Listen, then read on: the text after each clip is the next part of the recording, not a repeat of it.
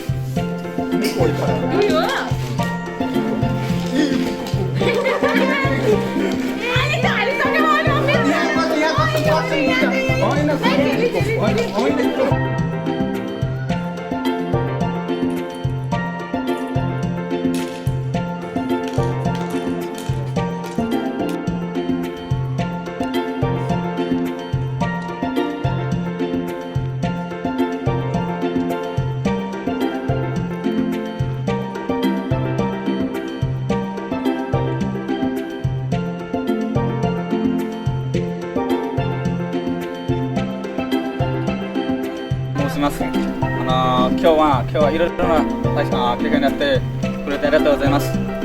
これはネパールのお茶です。そういうマフラティ約書いてありますので、これはネパール語でパスポートの家です。これはネパールのお手洗いの家です。じゃあ、ありがとうございます。